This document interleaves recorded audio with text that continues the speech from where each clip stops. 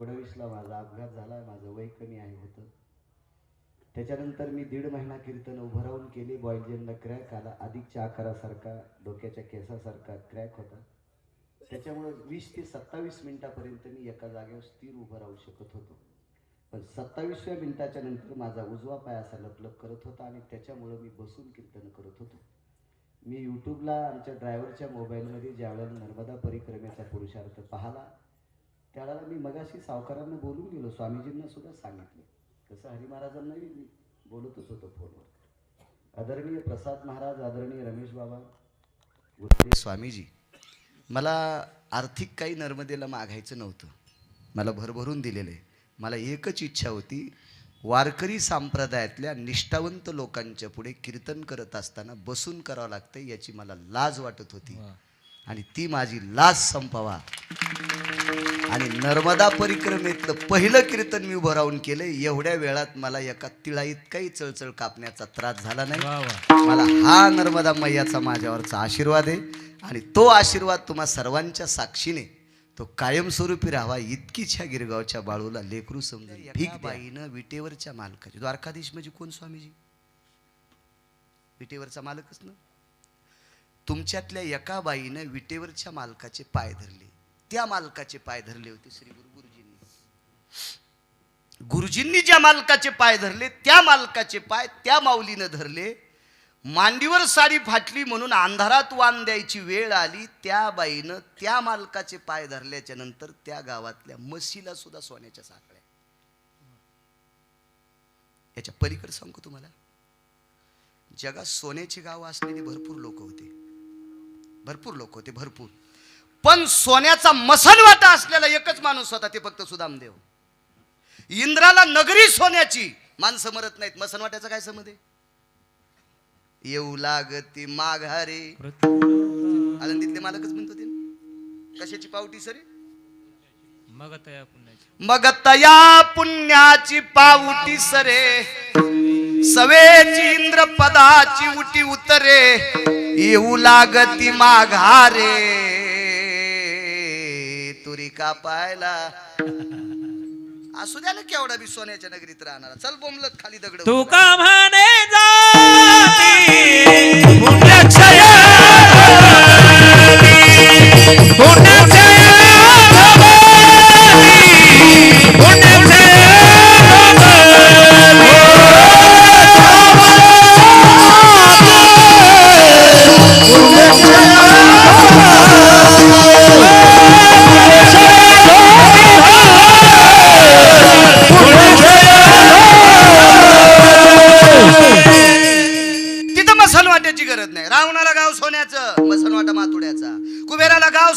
मसनवाटा मातुड्याचा. सुदामदेवाला रमेश बाबा गाव बी सोन्याचं, मसनवाटाही सोन्याचा. कोणाची ताकद? फक्त एका बाईची. औषध कोणतं घेतलं? फक्त त्या मालकाचे पाय. नामदेवराय म्हणतात, श्रुती माते त्याचे पाय धरल्याच्या नंतर मसनवाटा सुद्धा सोन्याचा होतोय. चरण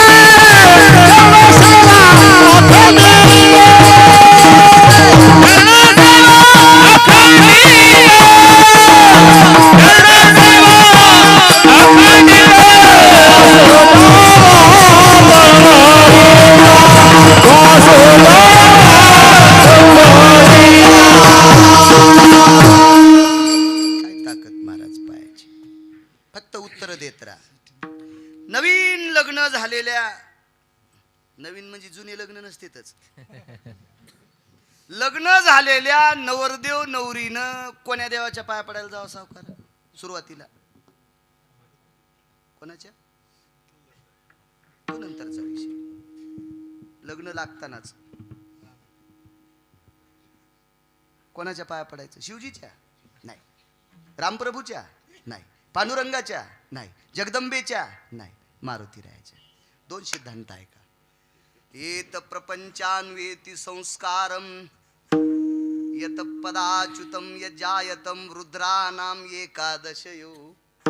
11 रुद्र मारुतीराय. 16 संस्कारापैकी लग्न एक संस्कार आहे. चला.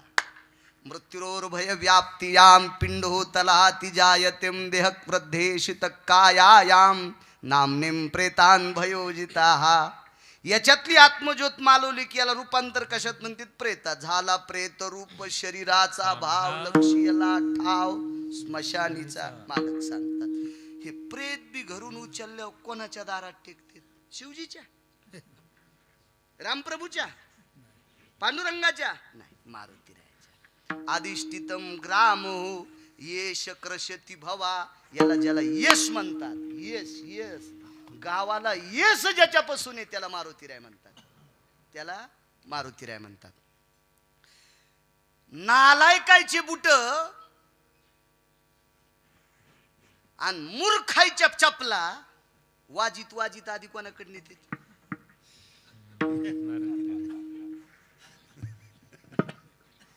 कळालं ना सगळ्याला? फक्त तुम्हाला सोडून, कारण तुम्हाला माहीतच नाही ना काय. आणि गरज नाही, ज्याला दिसतच नाही त्यांच्या चष्म्याच्या दुकानात जाऊच नाही, काही गरज नाही त्याला, आहे का नाही? उग फुकट कळण शेंडी वळवळ काय करायची, हे आमचा गरज आहे. चला. रावणानं सर्व देवता प्राप्त केल्या, राहिली होती की एखादी देवता एक सोडून. महाराज भगवान शिवशंकर रावणानं म्हणावं ते ऐकत होते. फक्त रावणाचं न ऐकणारा एकच रुद्र होता, त्याचं नाव होतं मारुतीराय. त्याला एकादश रुद्र म्हणते. एकादश. किती ऐकावं शिवजीनं, किती ऐकावं, किती ऐकावं? ते माझ्याच तोंडातून ऐकायचं का? महाराज मुलगा हुशार होता म्हणून बाई सुटल्या.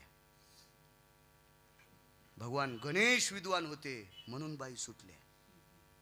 इतकं प्रसन्न करून घेतलं होतं रावणानं शिवजीला, इतकं प्रसन्न.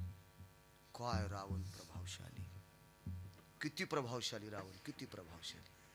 पण प्रचंड विद्वत्तेची आणि संपत्तीची व्याप्ती असताना एकच प्राप्त झाला नाही, फक्त मारुतीराय. आणि एकट्यामुळे रावणाला समुद्राच्या तीरावर फुकावं लागलं, ठाण ठाण ठाण ठाण ठाण गावऱ्या टाकून, एकट्या मारुतीराय.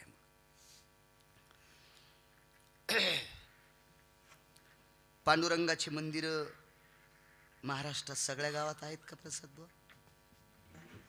चला. महादेवाची मंदिरं सगळ्या गावात आहेत का? आता आता जराशी वाढायले तर. हो, नवऱ्याला जरी नसलं कळत तर बाई म्हणते मांडान महादेव, मांडान आपल्या बेली खाली. हो, यानं तिचं ऐकून मांडला अभिषेकाला कव्हाच गेला नाही. हो, कव्हाच गेला नाही, कव्हाच. गडी पाकिस्तानी होता, त्याच्यावर काळी कचरा पडला आणि या गड्यानं पिंडीला टेकन देऊन भाकर आणली. म्हणजे ही मांडायला लावणारी किती बी नाकली, हे तिचं ऐकणारा बी घंट्या किती बी नाकली. ते घंटीच्या मधला लोलक माहित असतो ना तुम्हाला? हे लय इडे असते म्हणून म्हशीच्या गळ्यात बांधित असते ढोणे. हे ढोणे असते, हा, म्हशीच्या गळ्यात ढोणे. बा देवता त्या व्यक्तीनं मांडायची, त्याचं संगोपन झालं पाहिजे तर मांडायची. नाहीतर कितीतरी पिढ्या मातीत जात असतात. नालायकपणा करायचा नाही. चिमूटभर पैसे आले मी इथं महादेव मांडला, अरे त्याचं मंदिर कर, त्याला दार कर, त्याची सुरक्षा कर. त्याच्यात अनावश्यक लोक जाता कामा नाही, चुकीचे प्राणी जाता कामा नाही. हे तुझी पिढी मातीत जाईल, कुळानं कुळ तुझे मातीत जातील. चुकीचं काम करायचं नाही. आपल्याला जितकं उचलतंय तितकं उचलायचं. भगवान शिवजीची मंदिरं नसलेली लहानेसर जगात कितीतरी गाव आहेत. पांडुरंगाची मंदिरं नसलेली रमेशबा जगात खूप गाव आहेत. रामप्रभूची मंदिरं नसलेली जगात खूप गाव आहेत. पण मारुतीरायाचं मंदिर नसलेले मोजके मला 2-3 सापडे. पण तिथे वेगळ्या अवतारात चंद्राचा देव बसलेला, अवतार वेगळा, रूप वेगळं. पण अधिष्ठान मारुती राहायचंच. 4-2 लोकांना रानात घर बांधलं तर तिथेही मारुती राय. म्हणजे आपल्या पोरीच्या लग्नात कुठं जावाई पाठवायचा गावात शेवंतीला घरी का कपडे घालीनं पण जातो मुंडका आपटायला मारुती राहायच्या पुढे. मला सांगा, श्रुती असेल, सगळे शास्त्रकार असतील, सगळे पुराणकार असतील, एकत्रित बसले आणि त्याने विचार केला, महाराज विश्व ज्याच्या हातात आहे त्याची मंदिरं कमी आहेत. विश्वाचं निसर्ग चक्र ज्याच्या डोळ्यात आहेत त्याची मंदिरं कमी आहेत. विश्व कोणाच्या हातात? पांडुरंगाच्या. निसर्ग चक्र कोणाच्या हातात? रमेश बाबा भगवान शिवजीच्या. त्यानं डोळा उघडा की पाऊस, त्यानं बंद केला की तुम्ही कोणतेही गाणे म्हणा थेंब पडत नाही, काही म्हणा काही करा थेंब पडत नाही. सगळं निसर्गाचं सृष्टीचक्र भगवान शिवशंकराच्या दृष्टीने हा डोळा त्याच्याकरता प्राप्त केलाय. एकादश नयन हा त्रिनयना असती ते सगळी सगळी त्या डोळ्यात ताकद आहे. मग एवढी मोठी ताकद असताना बऱ्याच गावात मंदिरं नाहीत. ज्याच्या कृपेशिवाय त्या पात्रात काही पडत नाही. पालन करता विटेवरचा मालक, ज्यानं निर्माण केले असा हाडा मासाचा कुंभार, सत्यलोकाचा मालक विधाता, त्याचं पुष्करला मंदिर आहे. इकडे जळकोट तालुक्यात एक मंदिर आहे. फार कमी आहेत ब्रह्मदेवाचे मंदिर, फार कमी. मग या तिन्ही देवाचे मंदिर नसणारी जगात कितीतरी गाव आहेत, पण मारुतीरायाचं मंदिर नसलेलं गावच नाही. हे शास्त्र, श्रुती, पुराण, न्याय हे सगळे एकत्रित बसले. शहाणे शहाणे माणसं, येडगळ नाही. येडगळ तर कोणाची इचकीत येत, कोणा शहाणे शहाणे एकत्रित बसले. असं का झालं असेल? श्रुतीनं न्याय दिला.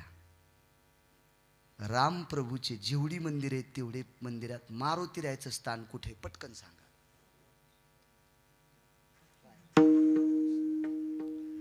काय प्रभू रामचंद्राकडे सिंहासन नव्हतं मारुतीरायाला द्यायला? बरं दिलं नसतं सावकार मारुत प्रभू रामचंद्रानं, पण ते पठ्ठ्या घेतच नव्हता.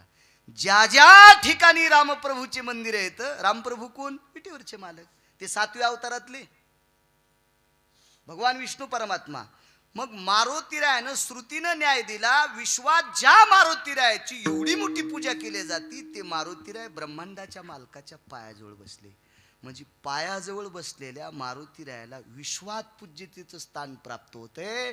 नामदेवराय म्हणले, श्रुती माते हा न्याय तुझाच आहे. ज्या 11व्या रुद्रानं विश्वाच्या मालकाच्या पायाजवळ आश्रय मागितला, तो ते मारुतीराय इतके मोठे होतात. ही फक्त त्याच्या पायाची ताकद आहे. चरण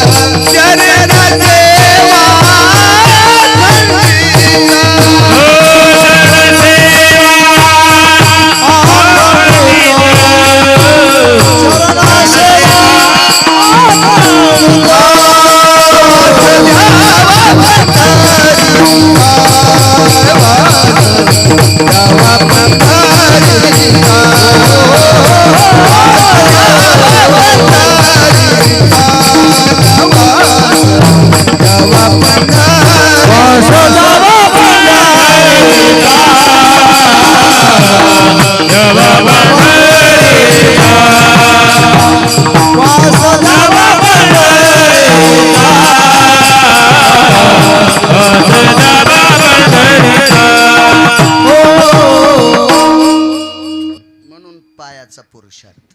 याच्या अगोदर वेगळंही बोलत होतो, म्हणजे इकडचं तिकडचं नाही, पुराणातलंच. पांडवांना गादी प्राप्त झाली. एक जणांना पांडव बळकट होते. येडगळेस तू. सगळ्यात बलशाली लोक कोण्या पक्षात होते? तर कौरवाच्या पक्षात होते. कधीच खोटं न बोलणारी माणसं कोणाच्या पक्षात होती? तर कौरवाच्या. कर्ण खोटं बोललेलं तुम्हाला कुठं सापडलं का आतापर्यंत तुमच्या वाचनात? हरी महाराज, प्रसाद बाबा सापडला तुम्हाला कुठं वाचायला भेटलं? इतका इमानदार कर्ण. चला, या कर्णाला मारण्यासाठी पंढरपुरातल्या मालकाला 19 पैकी 3 पाप करावं लागले. पाप 3. चला, चौथा वेगळा अधिकार सांगतो, वेगळा. या कर्णाला मारण्यासाठी पंढरपुरातला मालक जगाला श्रीमंत करण्याची, जगाला भिकारी करण्याची ताकद ज्याच्यात आहे, तो भिकारी होऊन कर्णाच्या दारात. याच कंभयू कवचाधित कुंडलायाम. भिकारी या रूपामध्ये कवच आणि कुंडल कर्णाला मागितले. कर्ण किती श्रेष्ठ. कर्णाला फोडण्यासाठी विश्वाच्या मालकानं ते कोण्या कुळात जन्माला आलाय त्याला सिद्ध करण्यासाठी त्याची आई तिथं नेली आणि कुंतीनं पाहिल्याबरोबर पाना आलाय. पाना कोणाला म्हणते? आई. महाराज काय वात्सल्य असेल ते.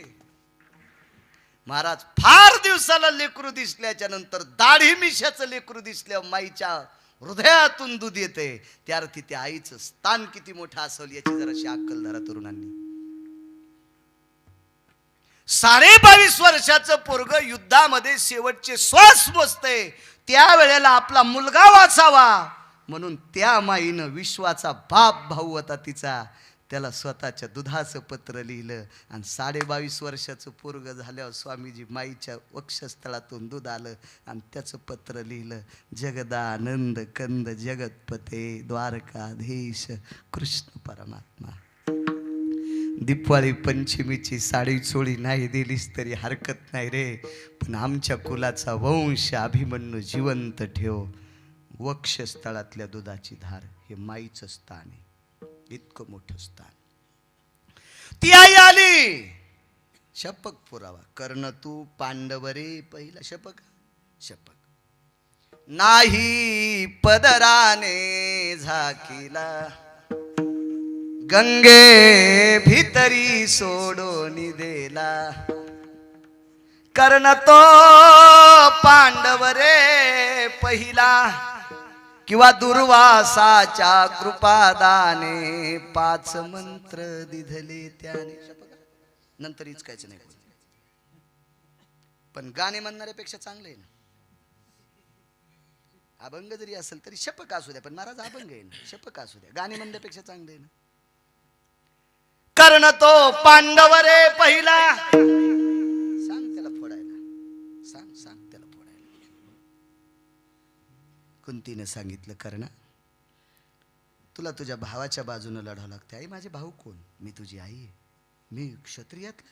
वा, भगवंताचे पाय धरले. प्रभू मला कुळ दाखवून दिलंस. वा, किती छान गोष्ट आहे.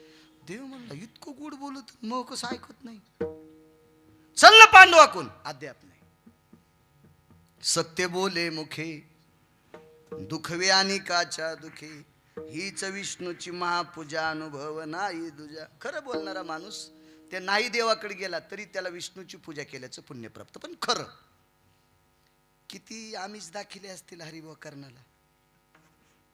देवानं कर्णाला सांगितलं, तू जर पांडवाच्या पक्षात आला तर कौरव मरते, तुला गादीवर बसील, धर्मछत्री धरील.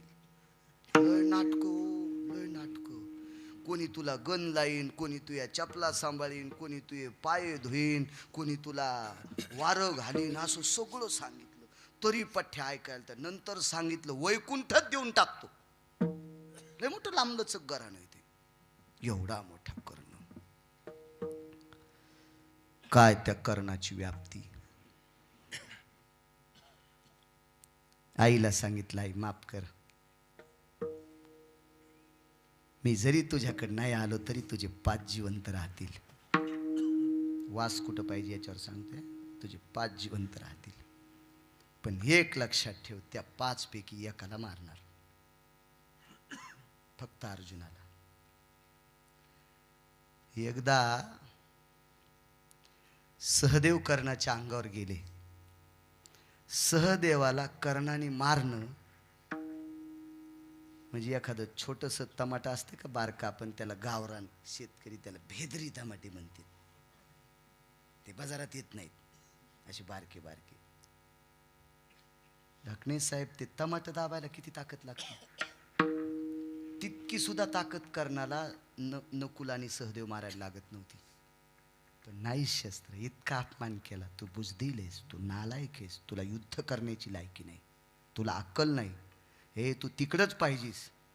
वाजोनिया कडी भरवावे उदर. कडी कशात वाजत येत नाहीत का तुम्हाला? तमाशात. मया झोपडी जा बांबुलई खिडका, मई झोपडी मोडल बर का. कडी कशात वाजत? वाजवोनी कडी भरावे उदर. किती अपमान केला असेल महाराज. तू अवडंबरीचं नृत्यात कडी वाजून पोट भरायच्या लायकीचा, तुला युद्ध करता येतं का? कर्ण ज्या वेळेला धारातीर्थी पडला त्यावेळेला सगळे भाऊ होते आले, पाहिला आणि सांगितलं, नकुला सहदेवा, आपल्या आईला वचन दिल तरी मी तुम्हाला मारणार नाही, याच्या करता मी तुम्हाला मारलं नाही, मला मारण्याची ताकद तुमच्यात होती. एवढा मोठा पुरुषार्थ. काय माईसाठी प्रेम, इतकं आईसाठी प्रेम या पवित्र भारत देशात सांगावा. आणि याच भारत देशातल्या एका व्यक्तीनं आईसाठी चुकीचा शब्द वापरला. तो काही सामान्य कुळातला नव्हता, सामान्य कुळातला नव्हता. मिरे मिरे कश्यपाचा नातू, मिरे मिरे मिरे कश्यपाचा नातू.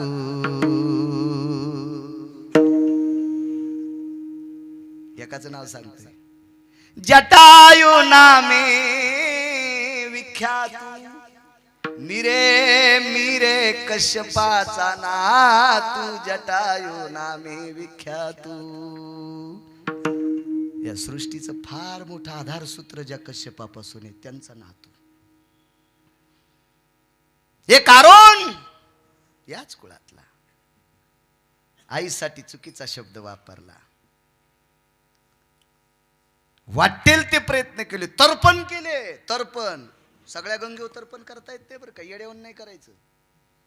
आमच्या आजोबाचं श्राद्ध आम्ही त्या वड्याला केलंय. नालायकेस, तुला काय कळतं का शास्त्र? त्या वडा वाहतू कोणीकडं? आपल्याकडे आगाऊपणा करायचा नाही. मीठ पदार्थातला वाईट पदार्थ आहे का? मीठ हा राजा पदार्थ आहे. मिठाशिवाय पदार्थ खावडतो का? पण या मिठानं भरलेला हात जर दुधाला लागलं तर दूध राहतं का सावकार?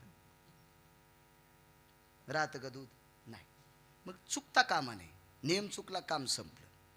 एका शिकाऱ्याकडे एकच बाण होता, एकच बाण. वाघाच्या मागे लागला, हाणतो हाणतो. वाघाला माहित होतं इतकं नियमदार आहे, इतकं नियमदार आहे, इतकं नियमदार आहे, यानं हाणलं की आपण मेलच. पण हे आयटीत आल्यामुळं बाण झाडाला लागला आणि वाघ आला आणि याला खाल्लं. नेम चुकल्यावर कोण जाते? वाघ गेला का स्वामीजी? नाही, हे गेला. नियम चुकला की तसं प्रत्येक जण जात असतो. तसे म्हणून नियम चुकायचे नाही. उगं कुठे बी एखाद्यानं. मी परवाला परिक्रमेत गेल्याच्या नंतर एका व्यक्तीचं वाक्य, महाराष्ट्र इतका पवित्र आहे, या पृथ्वीवर भारत देशात असं एकच स्थान आहे की ते महाराष्ट्र स्थान आहे, की त्या स्थानात जास्त संतांची जन्मस्थान, संताच्या पदस्पर्शाने पुनीत झालेलं सर्वात मोठं कोणतं राज्य असेल तर ते महाराष्ट्र राज्य. ज्याची महानता ब्रह्मदेवाला मोजता येत नाही त्याचं नाव महाराष्ट्र. पण तुमच्या महाराष्ट्रात जे दुकान चलत नाही ते तुमच्या महाराष्ट्रात टाका, ते मस्त चलत. मला मध्य प्रदेशातल्या एका महाराजांनी सांगितलं.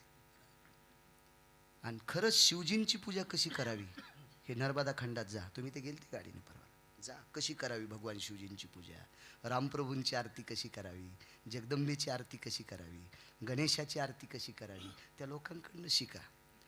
आपल्याकडे इतकं गोड सांगितलेलं, इतकं गोड सांगितलेलं, पण आपलं काय झालं माहिती आहे का? आपल्याला एक बी प्याराच वाटत नाही. जेवारीच जवस काढलं, जेवारीच शेंदड टाकले. टाकू द्या ना, टाकू द्या ना, टाकू द्या ना, टाकू द्या ना. पण शेंदडाचं बी कडू असते का गोड? कडू. आणि गोड वाळकाचे शेंदड होत असते का? नाही. साने शेतकरी ज्या वेळेला ज्वारी पाडायची त्यावेळेला मग शेंदडा आणायचे, बैलाला ते दोडे आणायचे, बैलाला चारायचे. महिना महिना दोडे बैलाला, बैल बम सुटायचे. काही प्रणाली होती, नियमावली होती, सगळ्या गोष्टी होत्या. आपला काही बी बाखळाचा कोणते नियम आपले मिसळूनच, त्याच्यामुळे आपल्याला पुण्यच नाही, आपल्याकडे पुण्यच नाही. तर्पण केलं, चर्मणवती नावाच्या गंगेच्या तीरावर तर्पण केलं. वंग देशाचा राजा कर्ण, या कर्णाचं लग्न ज्या गंगेच्या तीरावर झालं, त्या गंगेला चर्मणवती नावाची गंगा म्हणतात. त्या तीरावर तर्पण विधी केला, पण पाप संपत नव्हतं. शेवटी एक सिद्धांत सांगतो, वास द्यावा पंढरीचा. वाटेल ते प्रयत्न केले. महाराज एवढ्या मोठ्या कुळातलं लेकरू काय सामान्य वाचित असेल का गावसाहेब? खूपसे प्रयत्न केले, खूपसे प्रयत्न केले, पण हातबल झाला. शेवटी एका साधकानं सांगितलं, या पापातून मुक्त होण्यासाठी पंढरपूरला जाय.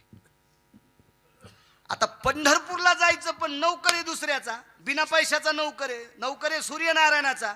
आणि या अरुणाशिवाय रथ हाकताच येत नाही कोणाला. एक दिवस जर अरुण गैरहजर राहिला तर आपण म्हशीला वगैरे सोडायचे कवा. एक दिवस जर अरुण गैरहजर राहिला तर गाईला वासरं सोडायचे कधी. एक दिवस गैरहजर राहिला तर आपण सडा टाकायचा कधी. एक दिवस गैरहजर राहिला तर आपण भगवान शिवजीला पाणी अर्पण करायचं कधी. एक दिवस गैरहजर राहिला तर पांडुरंगाला मंजुळा अर्पण करायच्या कधी. एक दिवस जर गैरहजर राहिला तर गंगेची आंघोळ करायची कधी. आपल्या बापाची जहागिरी गंगेत कधी बी आंघोळ करायला. महाराज न्यायशास्त्र ज्यानं केलंय त्यानं चुकीच्या टायमाला आंघोळ केली. वाक्य जरा नीट ऐक जा. आपण फार पवित्र संप्रदायातली माणसं आहे, पोकळवादी कारभार नका घेत जाऊ. न्यायशास्त्र कोणी केलं? गौतमानं. न्यायशास्त्र, न्याय किती आहेत हरी महाराज? 10 ने. आपल्या कोर्टात किती वापरीत? तुम्ही नका उत्तर देऊ, अंगा वगैरे. आपल्या कोर्टातले न्याय म्हणजे चाळणीत पाणी. चाळणीत पाणी येत असता गावसाहेब? नाही. चाळणीतल्या ताराला चिटकलेला पाण्याचा थेंब इतका जरी हस्तिकविटन्य न्याय आपल्या कोर्टात जर आजमावला तर अत्याचार करणाऱ्या माणसाला तिसऱ्या दिवसाचा सूर्य पाहता येत नाही. याला हस्तिकविटन्य न्याय म्हणतात. या न्यायाला हस्तिकविटन्य न्याय म्हणतात. त्याचा कसा असतो ते जाऊ द्या, एवढं काय गुत थोडंच घेतलंय नाही. आणि मी का जज आहे का, मी वकील आहे, मी 7वी पास आहे. कशाला जिला पिठल्यातले गोळे फुटणं तिने बासुंदीच्या कशाला नादी लागायचं आहे का नाही. हा, जिला गौऱ्या लावताय ना ती म्हणली मी धिरडे करते. म्हणलं राहू दे, पिठाचा नाश होईल चतुरा, राहू दे, कशाला येड्यावानी करायली तू. तुला गौऱ्या लावताय ना, कशाला तू आता धिरडे करायली. तसं मी उगा आगाव पण आहे माझा तो. याला हस्तिकविटन्य न्याय म्हणतात नागरी सर. मग हा न्यायशास्त्र करणारा मुनिश्री गौतम महामुनी. अधिकारी किती? ज्यानं साळी पेरल्याच्या तिफन आणल्याच्या नंतर ज्याच्या पत्नीनं साळी पेरल्यावर तिसऱ्या मुरडानात तिफन आल्यावर पहिल्या मुरडानातल्या साळी कापता येत होत्या. प्रजन्य कालां रिक्तो शिरुदयां जठरानलो तृप्तान वसायां भनंगान वृत्ती खलु साधवेना तृप्तावसायां यत साधवेसी. त्या काळात साधूला भिक्षा मागितल्यावर सुद्धा काही भेटत नव्हतं. या साधूंना भिक्षा मागायची वेळ येऊ नये म्हणून त्या न्यायशास्त्रीच्या पत्नीनं साळी पेरल्याच्या नंतर तिसऱ्या मुरडानात गेल्यावर साळी कापायला येत होती. आणि साधू जीव घातले, तिचं नाव स्वामीजी अहिल्या. एकच चुकलं हो, एकच चुकलं. फक्त पुराणानं सांगितलेल्या व्यतिरिक्त गंगेत आंघोळ केली. आपल्या तर लय गोड काम. आषाढीला जाण्याचा लय जोर, आणि आषाढीची द्वादशी बार्शीत सोडायचा तर लय छंद. नाही गर्दी होती बापा. टाक द्वारका चपात्या, टाक पटपट. एकादशीला चपात्या केल्या पंढरपुरात. हो, पिठल्या सगळ्यात चपात्या टेम्पूत टाकल्या. आणि पिठलन चपात्या एकादशीच्या दिवशी केलेल्या चंद्रभागा वलांडून बाहेर आल्या. आणि बार्शीत उजळड्या एकादश सोडली, द्वादश सोडली. भक्षंती गौमासा समंत्या. महाराज शहाणी माणसं द्वादशीच्या स्वयंपाकाला जर जिलेबी करायची असेल तर टाळीत होते. कारण जिलेबीचं पीठ लावायला एकादशीचा पर्व काळ लागतोय. आणि एकादशीच्या दिवशी जर जिलेबीचं पीठ लावलं असेल तर ते द्वादशीच्या दिवशी खाता येत नाही. ते गौमासा समान, हे शास्त्र आहे. म्हणून द्वादशी सोडायला शक्यतो तिसरा प्रहर सुरू झाल्याच्या नंतर स्वयंपाक सुरू करायचा असा सिद्धांत. आपल्याला किती जोर पंढरपूरला जायचे आणि पार माजलगाव मध्ये आल्यावर द्वादश सोडायची. मंजुळीनं चपात्या तिथं केलत्या तिथं बाई 12लाच उठली. कुठं न गेली इतक्या गाऱ्यात आंघोळीला गेले बाई. कना कना कना उंडा एवढा मोठा तिंबला यायच्या मड्यावर चपात्या घातल्या. तो मड आमुष्याच्या दिवशी निघू मंजुळे. तुला कोण सांगितलं हा नालायकपणा? न्याय सांगतोय. काय चुकलं? 2 देवानं नालायकपणा केला अगाव साहेब. 2 देव हे नालायक कोंबडी झाली. कोंबडी. कोणते देव होते? घरी गेल्यावर पा गुत्त थोडं घेतलं मी. या देवानं कोंबड्याचं रूप घेतलं आणि रात्री 2 वाजता एका पवित्र महात्म्याच्या दारात बोंबलले आणि साधूला वाटलं ब्राह्मी मुहूर्त सुरू झालं. टाकणे साहेब साधू आंघोळीला गेला आणि आंघोळीला गेल्याच्या नंतर आई साहेबांना शाप दिला. अरे माझा निद्रा काळे रे. माझ्या निद्रा कालेत तो माझा का भंग केलास?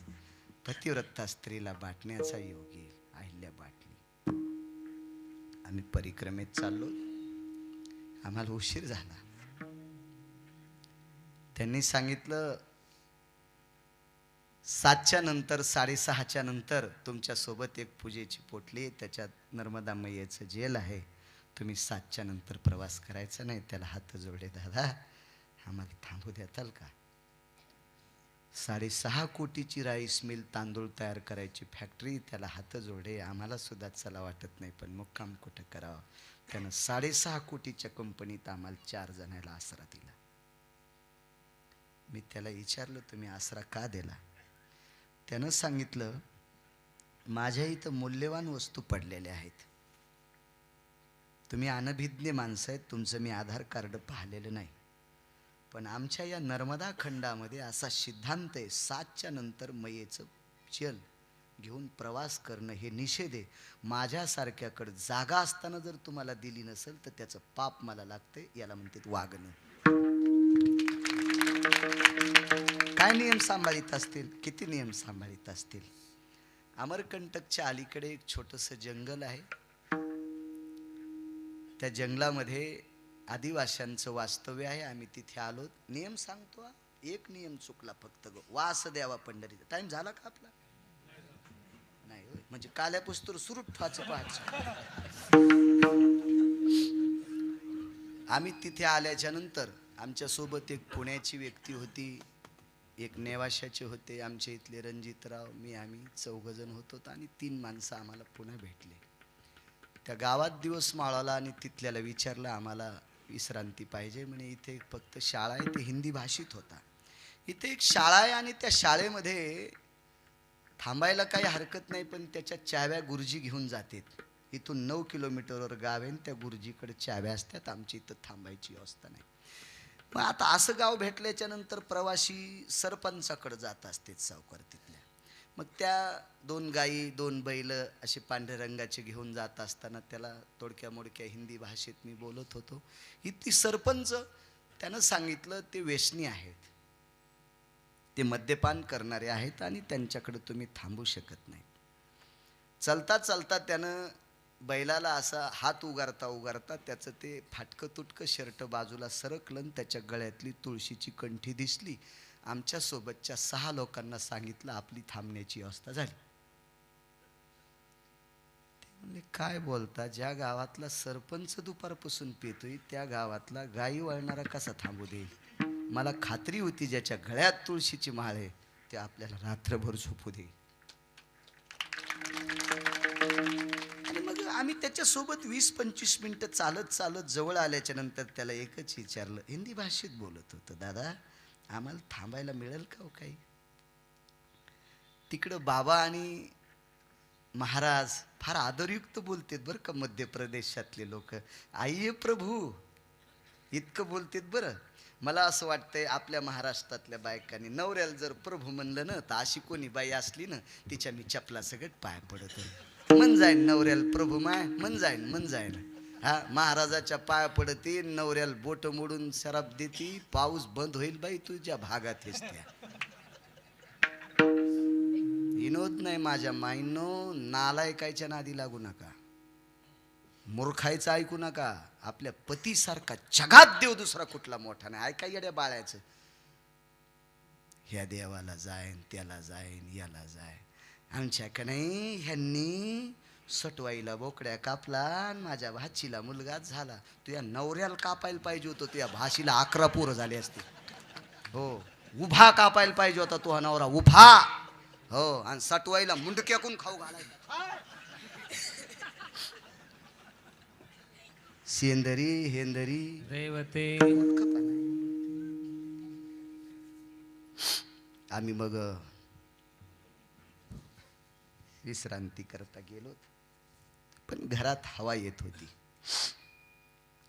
त्यांनी शेकोटी, तिकडे आहे मध्य प्रदेशमध्ये कोट्याधीश लोक सुद्धा शेकोटी करतात, परंपरा आहे, आदर आहे त्यांच्याकडे. खाण्याची पंचायत. हे 6ला 6 म्हणले झोपा कशा येत्या. त्याला म्हणलं आम्हाला पीठ भेटन का? ते म्हणलं गिरणीवाल्याकडे इकत भेटन. त्याच्याकडे गेलो तर काहीच नाही. शेवटी त्याची बायको म्हणे आपल्याला राशनचे गहू 9 किलो आलते, त्याच्यातले 4 किलो दळले, यायला 2 किलो इकत द्या. म्हणजे यायला काय 100 रुपये किलो पीठ लाईन. आम्ही शेरक्स 2-1 किलो पीठ त्यांच्याकडून घेतलं. नियम सांगतो, या पवित्र देशातले नियम, किती पवित्र लोक आहेत, आणि नियम चुकल्यावर काय होते. आम्हाला पीठ दिलं. पीठ दिल्याच्या नंतर आमच्याकडे तेल नाही, काय नाही. आम्ही ज्याच्याकडे थांबलो त्याच्याकडे खरंच तेल नाही. कणिक मळली, आमच्या सोबतचे म्हणले चपात्या करायच्या असतील तर तेल नाही, बाकी करता काय. त्याच्या सगळ्या 2 किलो पिठाच्या चपात्या केल्या. आपल्या बायका पुरणपोळी जशी दुमडीतात तशा 4-4 घड्या केल्या, ठेवून दिल्या. आणि मग त्यांच्यातली एक जण म्हणले आमच्या इथं किराणा दुकान आहे, आणि मग तेल आणलं. जिऱ्याची पुडी आणली 5 रुपयाची, फोडणी दिली, तेलाला पाणी टाकलं, आणि त्या सगळ्या चपात्या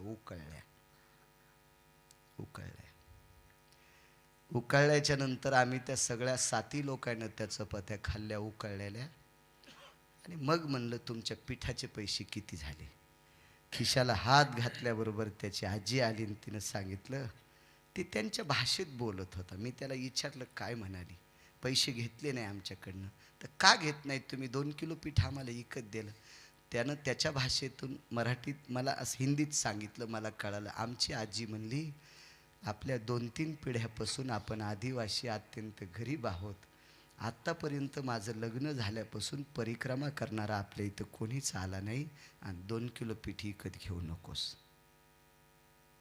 विकत पीठ.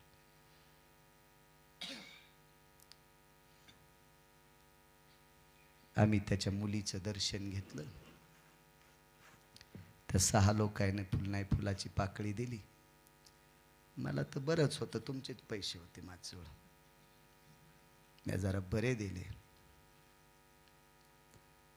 माणसाच्या डोळ्यातून पाणी आलं. त्यानं मी सांगितलं तू एवढूशा पैशासाठी रडतो कशाला. ते म्हणला मुलगी 11वीला आहे, आणि 15 दिवस झालं बिघाडायला मोबाईल दुरुस्त करायला पैसे नाहीत. 15 दिवस झालं बिघडलेला मोबाईल दुरुस्त करण्यासाठी पैसेच नाहीत. असू दे म्हणलं, काय हरकत नाही, पुन्हा 500 रुपये धर. त्या दिवशी गळ्यातल्या माळीला हात लावला आणि सांगितला या गावामध्ये मी जसा शेतकरी झालो तसं मला 10-15 क्विंटल फक्त तांदूळ होते. नुसते भात शिजून खाणारी माणसं मिठासोबत. मीठ पण असं पांढरं शुभ्र भेटायचं नाही. माळीवर हात ठेवला रमेश बाबा. त्यानं आता इथून पुढे गावात येणारा परिक्रमावासी मी उपाशी जाऊ देणार नाही. काय नियमाची प्रणाली, किती मोठी नियमाची प्रणाली. आम्ही अमरकंटकमध्ये पोचून पुढे सक्रिया नावाच्या गावात आल्याच्या नंतर त्याचा फोन आला. मोठी एक समिती आमच्याकडे आली, त्या समितीनं आमच्याकडे 10 क्विंटल तांदूळ, 2 क्विंटल गव्हाचं पीठ आणि पूर्ण शिदा सामग्री आणून दिली. आणि चांगल्या प्रतीच्या लाकडाचा एक मंडप, त्याला चांगल्या प्रतीचा कपडा लावून 50 गाद्या माझ्याकडे सगळी व्यवस्था करून दिली. नियम गोड वागणाऱ्या माणसाला किती उंच नेऊन घातलं. गावातले भलाढ्य लोकांकडे ती सेवा नाही. ती चांगलं केल्याच्या नंतर नियम थोडासा चुकला, न्यायशास्त्रीच्या पत्नीला कलंकित व्हावं लागलं. न्यायशास्त्रीच्या इतका आईला वाईट बोलले, नियम चुकला. सांगितलं जा पंढरपूरला. पंढरपूरला जाण्यासाठी देह मानवी लागतो. मालकाला सांगितलं मालक आयुष्यभर तुमचं काम केलंय, या कामाच्या बदल्यात काय देताल? मागताल ते देऊन टाकील. सूर्यानं सांगितलं माग, मला मानवी शरीर द्या, पण पंख अर्धे न हातपाय अर्धे होते. माणूस हो म्हणल्याबरोबर बिना हातापायाचा माणूस झाला. त्या माणसाचं नाव श्री गुरु कुर्मदास. त्या माणसाचं नाव श्री गुरु कुर्मदास. लवळला समाधी आहे कुर्मदासांची, अरुणाचा अवतार. मग गरुड अरुणाचे भाऊ कुर्मदास लोटांगण घेत घेत पंढरपूरला चालले. गरुडानं वरी पंखाची सावली धरली, अरुणानं बोभावले, गरुडा ए दादा खाली ये. वरनं सावली पडत नाही का अरुणा? नाही रे दादा. अरे तू सावली धरायची गरज नाही. ज्या माझ्या मालकाच्या प्रकाशानं जे गवत जळून गेले, त्या मालकाचा प्रकाश माझ्यासाठी शीतल झाला आणि पृथ्वी थंड आहे. देवाला विनंती केली, माझा भाऊ इतका प्रयत्न करतो, प्रभू आणा ना त्याला, आणा ना, आणा ना. भगवान म्हणतात काही काळजी करू नकोस गरुडा, आणायचं नाही, मीच तिथं जातो. भगवान तिथं आले, मांडीवर घेतलं कुर्मदासाला. फक्त मला सांगायचं नामदेवराय पंढरीत जागा का मागतात? आणि मग कुर्मदासानी देवाला विचारलं, देवा इथपर्यंत आलात, मी तुमच्या मांडीवर प्राण सोडणारे सगळं झालं, पण मी एका पाप फेडण्यासाठी इथपर्यंत आलो. माझ्या आईला मी वाईट बोललो होतो, नाना प्रकारचे तर्पण केले, पण त्या पापातून मुक्त नाही. हे पाप संपलं का?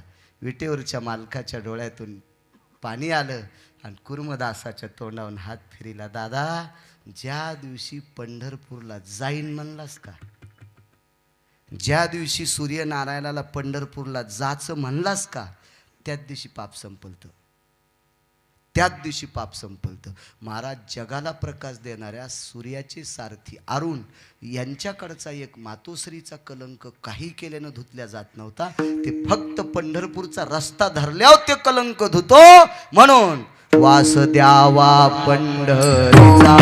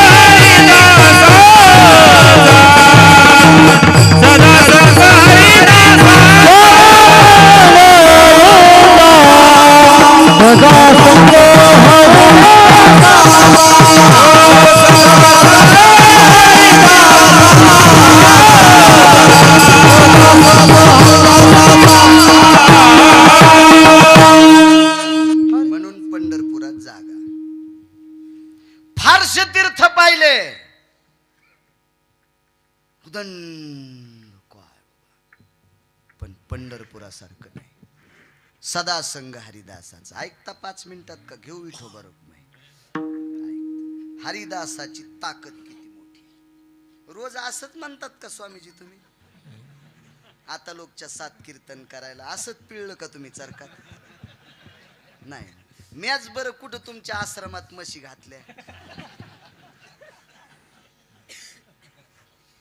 चला, मोठ्यांचा आदेश. हरिदासाची संगती का? महाराज तुम्हाला हरिदास भेटल्यावर किती फायदा होईल सोडून द्या. पंढरपुरातल्या मालकाचंच हरिदासानं भलं केलं. हरिदास जर पंढरपुरातल्या मालकाला नसता भेटला ना, तर पंढरपुरातल्या मालकाला तुमच्या आमच्या दारात भीक मागावं लागली असती. भीक. भगवान विष्णू परमात्म्याला भीक मागावं लागली असती. इतकी हरिदासाची ताकद. 5 मिनिटात ऐका रमेश बाबा. महर्षी सांदीपनीच्या आश्रमावर 23 लोक शिकायला. 23. त्याच्यातल्या दोघांची नाव ऐका.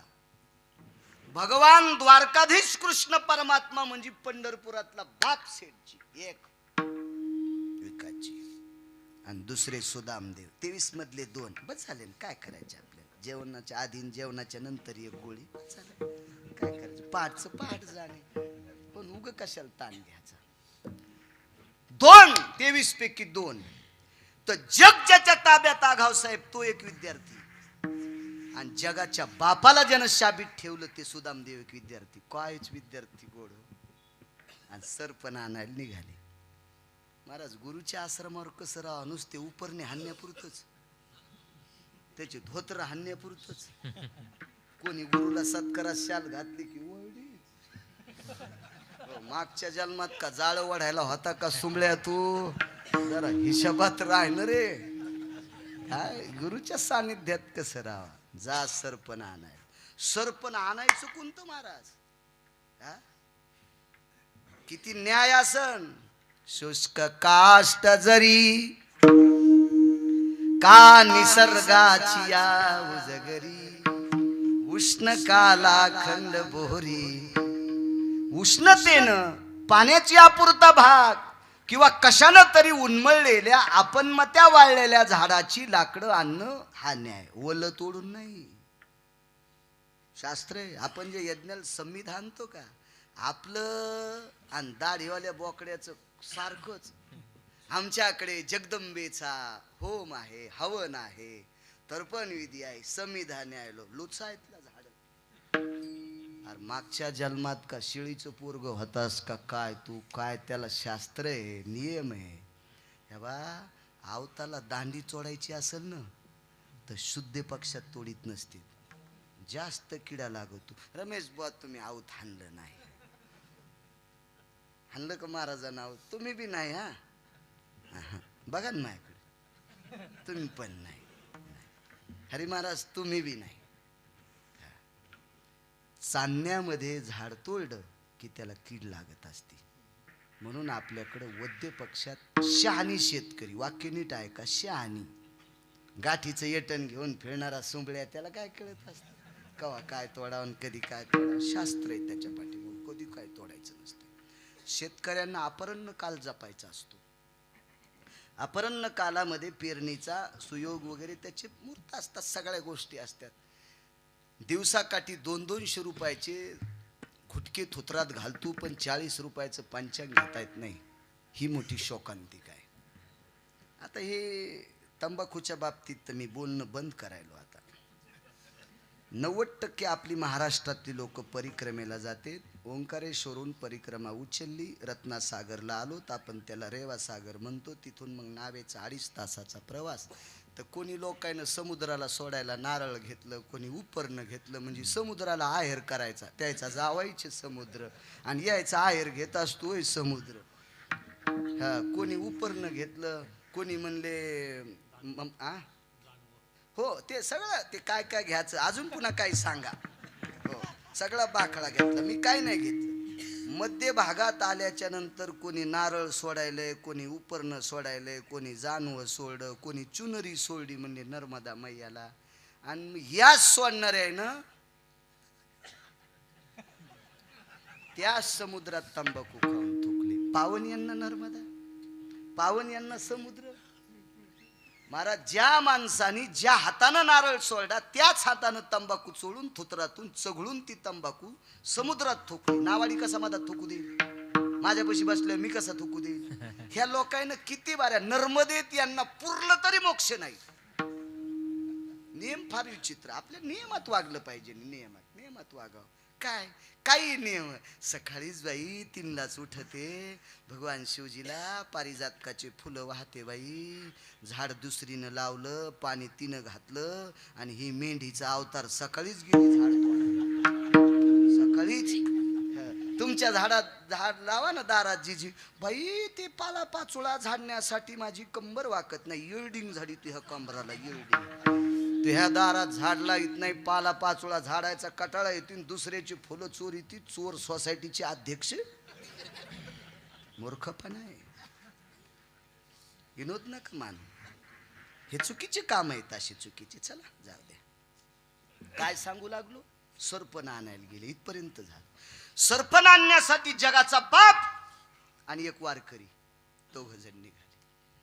महाराज संगत हरिदासाची का करायची, किती मोठा फायदा आहे हरिदासाचा, इतकंच आहे का. सदा संग हरिदासाचा. निघाल्याच्या नंतर तेवढ्यात एक महात्मा आले. भिक्षा देहि मा. ओ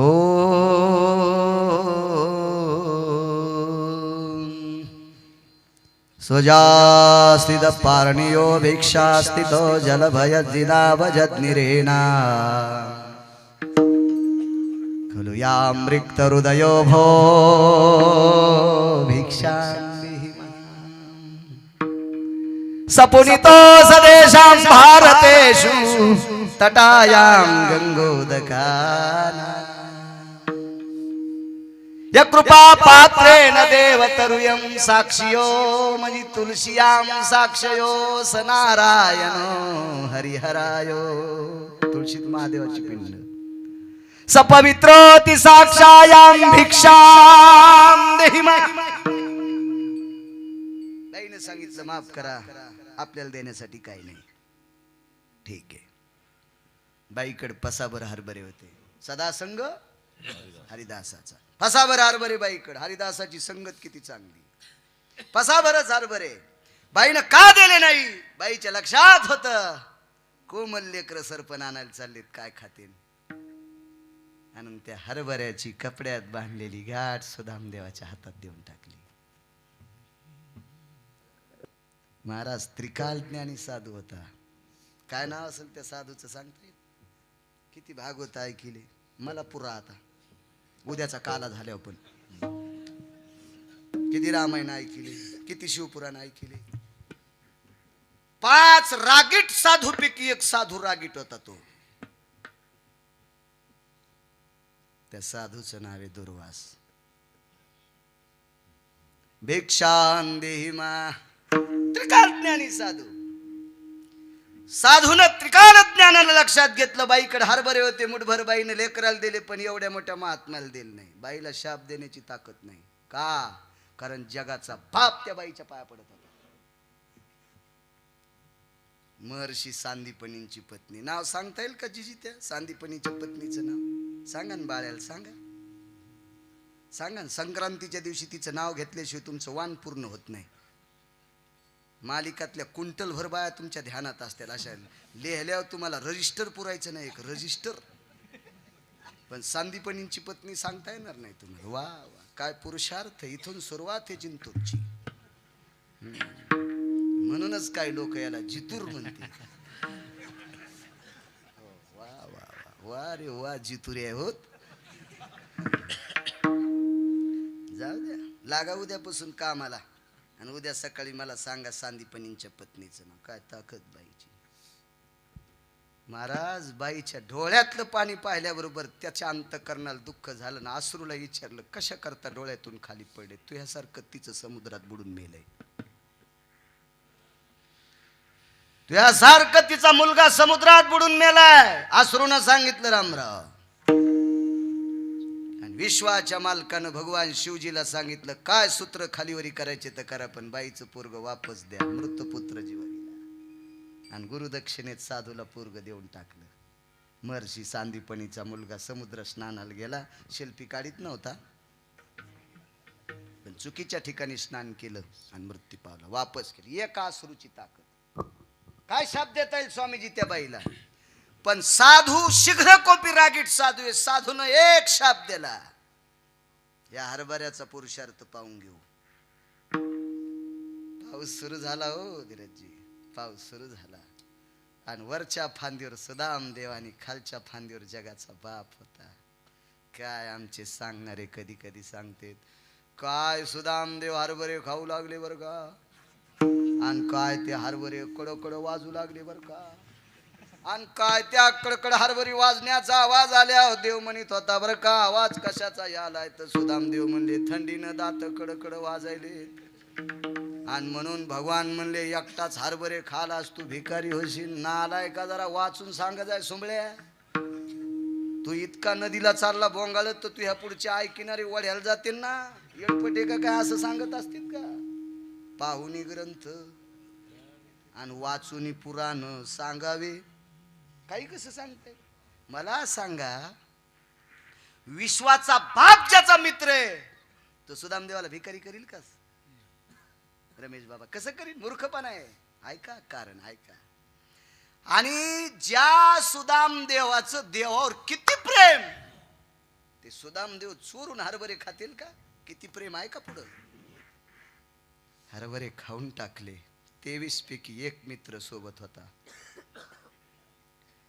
प्रत्येक हरभऱ्याला रमेश बाबा डोळ्यातून शिप शिप पाणी पडत होतं एक हरभरा सावकार खाल्ला ना शिपभर पाणी पडत होतं भीती होती त्या हरभऱ्यामध्ये सगळे खाऊन टाकले टरकल सुद्धा जिवंत नाही टरकल सुद्धा गावसाहेब जिवंत नाही शेठजी खाली उतरल्याबरोबर देवानं हात धरला मित्रा चनी तू एकट्याने खाल्लेस कडकडाटून मिठी मारली आपल्या 23 पैकी एक बी भिकारी होता कामा नये आपल्या 23 पैकी एक बी भिकारी होता कामा नये देवाने विचारलं काय कन्हैया तुला माहिती आहे ना रे अरे दुर्वासाने शाप देलता घरात भिक्षा असताना मला दिली नाही ही भिक्षा जो खाईन तो दरिद्री होईल ही भिक्षा जो खाईल तो दरिद्री होईल कोणाला माहित होतं सुदामदेवाला आपल्याला जर माहित असलं शेठजी हा पदार्थ खाल्ल्यावर आपण भिकारी होतो खाऊ का पण सुदामदेवानं देवाला सांगितलं देवा माझं तुझ्यावर इतकं प्रेम आहे रे माझं इतकं प्रेम आहे मी जिवंत असताना माझा मित्र भिकारी होता कामा नये आणि माझ्या मित्राच्या पदरात भिकार पण पडू नये कोण्याच याच्याकरता मी भिकारी झालो तरी हरकत नाही चनी खाल्ली याच्याकरता सुदामदेवाला दारिद्र्य आलं याच्याकरता सुदामदेवाला दारिद्र्य मगाशी बोलून गेलो महाराज सुदामदेव हरीचे दास आहेत हरीचे दास आहेत महाराज यमाला वाटेल ते बोलूनही पोरग वाचत नव्हतं या सुदामदेवाच्या संगतीत वंशाचा कुलदीपक वाचला महाराज या पवित्र हरिदासाच्या संगतीत देवाचा कुलदीपक आज दिवा लावण्यासाठी जिवंत राहतो ही हरिदासाची संगती म्हणून सदा संग हरिदासाचा विठोबा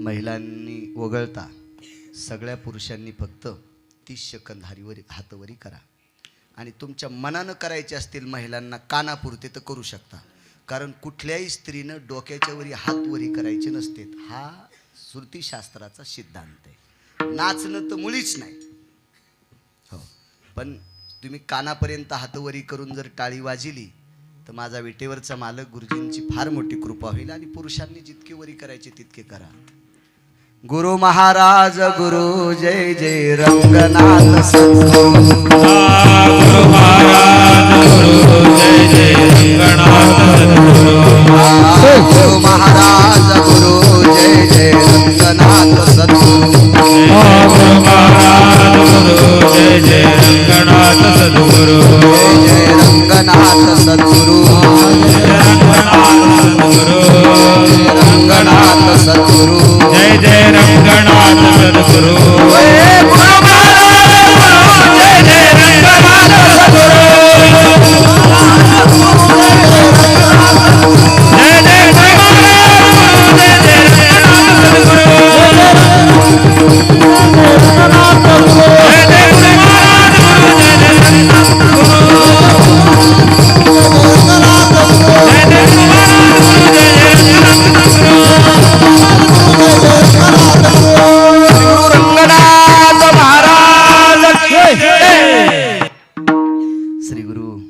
ज्ञानसूर्य ज्ञानभास्कर श्री गुरु रंगनाथ गुरुजींच्या पुण्यस्मरणाचा हा सोहळा आहे. आजची जागराचा कीर्तन करण्याचा मला योग आला. मी गेल्या वर्षी संतपर अभंग घेतला होता. चला, साधूची पुण्यतिथी असेल तर बाकीच्या काही मर्यादा, असं काही एवढं काही बंधन नसतं, तेही घेता येत असतो. यावर्षी आपल्या वारकरी संप्रदायाच्या नियमानुसार मागणीपर अभंग घेतला. आदरणीय उद्योग क्षेत्रातील दाना मार्केटमधील, ज्याला आपण आडत दुकान म्हणतो, पण त्याला खरं नाव